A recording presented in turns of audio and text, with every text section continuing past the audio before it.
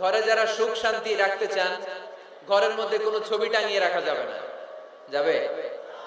মূর্তি রাখা যাবে না। যাবে? মুসনাদে আহমদ ইবনে হাম্বলের হাদিস, আল্লাহ রাসূল সাল্লাল্লাহু আলাইহি ওয়াসাল্লাম বলেন, লা ইন্নাল মালাইকাতা লা তাদখুলু বাইতান ফীহি তামাসিল ওয়া সূরা। যে ঘরে মূর্তি আছে, যে ঘরে ছবি টাঙিয়ে রাখা হয়, ওই ঘরে আল্লাহর রহমতের ফেরেশতা প্রবেশ করে। চিপায় চাপায় কোনো ছোটখাটো ছবি থাকলে ওটা ভিন্ন কথা, কিন্তু বড় করে টাঙিয়ে রাখা যাবে? আব্বা আম্মা মরে গেছে, অনেকে আব্বা আম্মার ছবি টাঙায় রাখে, রাখা যাবে? আজকে নামায় ফেলবেন, পারা যাবে তো? আচ্ছা।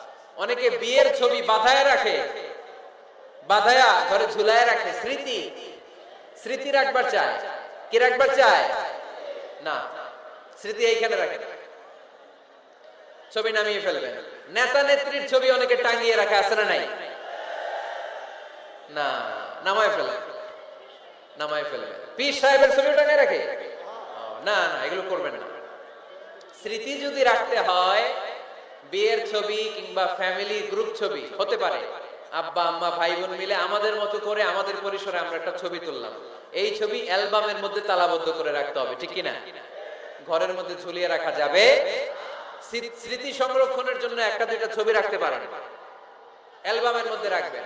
ক্লাব মাঝে মাঝে যখন খুলবেন, 10 বছর আগের ছবি যখন খুলবেন, দেখবেন হায়রে, এই গ্রুপ ছবিতে পাশে আমার দাদা ছিল, আজকে দাদা নাই, আব্বা ছিল, আজকে আব্বা নাই, আমার দাড়িগুলো কালো ছিল, এখন দাড়ি আর কালো নাই, সাদা হয়ে গেছে। মরণের কথা চিন্তায় আছে না নাই? আখিরাতের কথা স্মরণ হবে। তো আজ থেকে আমরা ছবি টাঙিয়ে রাখবো না, নামায়ে ফেলবো। রহমতের ফেরেশতা তো আসতে চায় আপনার ঘরে, আপনি ঢুকার বন্দোবস্তই তো রাখেন নাই। রহমতের ফেরেশতাকে ঢুকার সুযোগই তো আপনি দিচ্ছেন না, ঢুকবে কেমন করে? বিয়ের ছবি, আব্বা আম্মার ছবি, নেতা নেত্রীর ছবি টাঙিয়ে না রেখে অ্যালবাম বন্দি করে রাখেন, প্রয়োজনে দেখবেন। অনেকে বাঘের শোপিস, সাপের শোপিস, কুমিরের শোপিস শোকেসে সাজিয়ে রাখে, আছে না নাই? রহমতের ফেরেশতা আসে না, এগুলো রাখবেন না। কোন প্রাণীর শোকেস, শোকেসের ভেতরে প্রাণীর শোপিস রাখা যাবে না। অনেকে ঘরের মধ্যে পিয়ানো রাখে, পিয়ানো, আছে না নাই? বাঁশি রাখে, বাঁশি, গিটার, সব ভালো, তুই একা বাসিস নে, একটু ভালোবাসিতে দিস মরে, গিটার বাজায় আর গাইতেছে মামায়। আহা, আসে না তোমার ঘরে রহমতের ফেরেশতা, ঠিক কি না? হারমোনিয়াম, একতারা, দোতারা, সেতারা, এগুলো রাখা যাবে? ঢোল রাখা যাবে? ঢুকে না রহমতের ফেরেশতা। তো রহমতের ফেরেশতা রহমতের পয়গাম নিয়ে আসবে আপনার ঘরে। যদি আপনি চান, ছবি নামিয়ে ফেলুন, মূর্তি সরিয়ে ফেলুন, দোতরা, ঢোল বাদ্য এগুলো ভেঙে ফেলে দেন। আল্লাহ রাসূল সাল্লাল্লাহু আলাইহি ওয়াসাল্লাম বললেন, বুইসতু আন উকাসসিরাল মাজামির, ঢোল বাদ্য, হারমোনিয়াম, গিটার এগুলোকে ভেঙে মাটির সাথে গুঁড়িয়ে দেওয়ার জন্য বিশ্ব নবীকে আল্লাহ তাআলা জমিনে পাঠিয়েছে। ঢোল বাজানো হারাম, এগুলো বাজাবেন না, রহমতের ফেরেশতা আসবে না। কোন হেভি মিউজিক্যাল ইনস্ট্রুমেন্ট ঘরে রাখা যাবে না।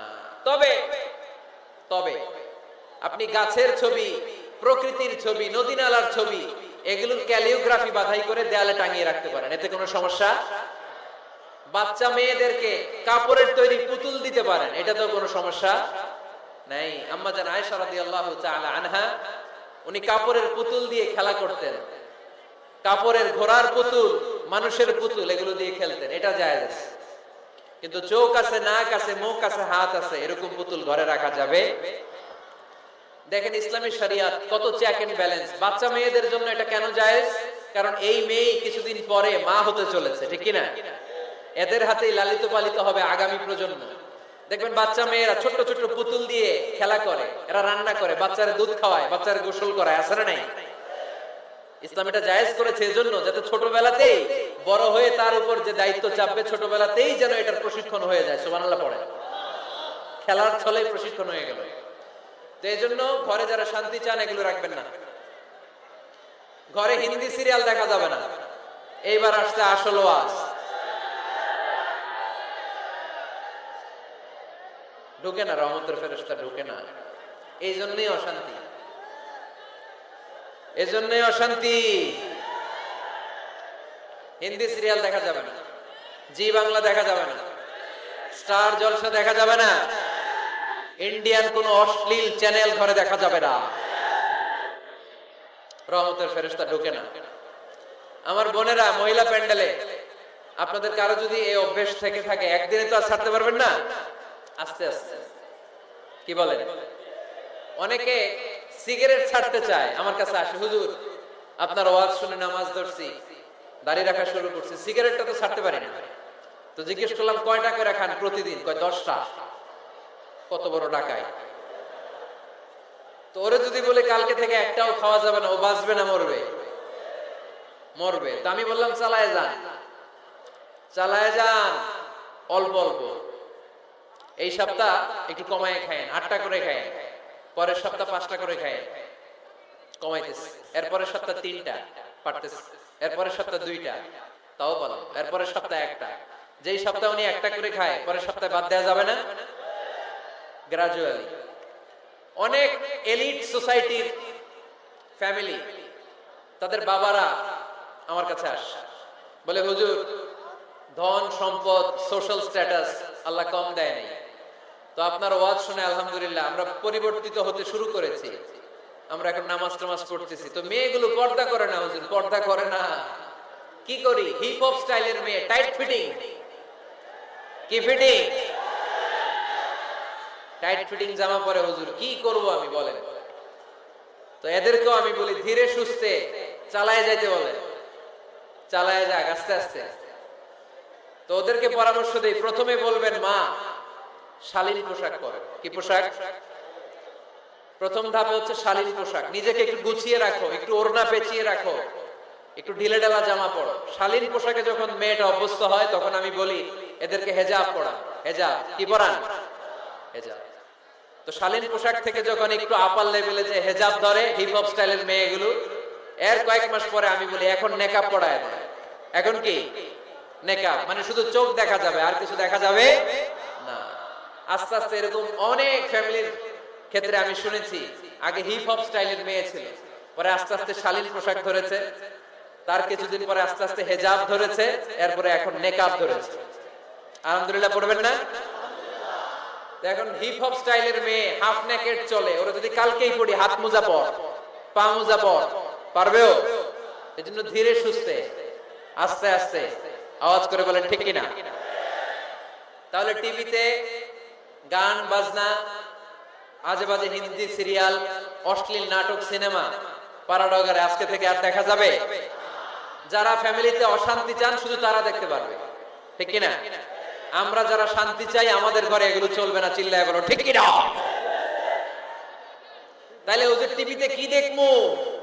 কি দেখবেন? ইসলামী প্রোগ্রাম দেখবেন। কি দেখবেন?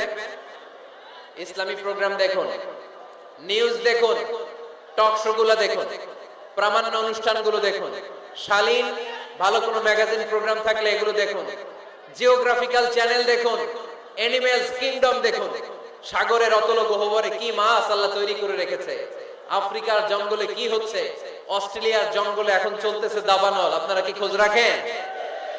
মাইলকে মাইল বাঘের চামড়াগুলো ঝলসে যাচ্ছে, বানরের চোখগুলো পুড়ে যাচ্ছে, খোঁজ খবর রাখতে হবে, ঠিক কিনা? এগুলো দেখেন। নিজেকে জ্ঞানী ও আলোকিত করে গড়ে তুলতে সাহায্য করে এরকম প্রোগ্রামগুলো দেখেন। কোন অশ্লীল, কোন হারাম প্রোগ্রাম কোন মুসলমান টেলিভিশনে দেখতে পারে? কিরে ভাই এখানে কি? এইখানে কি? ঘরে শান্তি আসবে কেন? এদিকেই তো শান্তি নেই।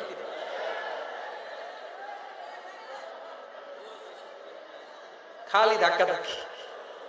শেষ করে দেই, কি বলেন? অনেক রাত হয়েছে কিন্তু, হ্যাঁ? তো কথা বলেন কেন? কথা বলবেন। তো 2 নাম্বার যে পয়েন্ট আমরা আলোচনা করলাম, ছবিটা নিয়ে রাখা যাবে না, মূর্তি রাখা যাবে না ঘরে, গিটার বাদ্যযন্ত্র রাখা যাবে না, অশ্লীল নাটক সিনেমা দেখা যাবে। তাহলে ঘরটারে শান্তিতে ভরপুর করবে কে? কয়টা গেল? টিপস কয়টা গেছে মুসলমান? মনে রাখতেছেন তো? আমি কিন্তু তাফসীর করি ক্লাসের মতো। কিসের মতো? It's a class. পড়া দিব আবার পড়া নিব, তা না হলে কিচ্ছু খেয়াল থাকে না। মাহফিল শেষ, সিগারেট একটা ধরাই ফেলছে, সেই রকম কণ্ঠ।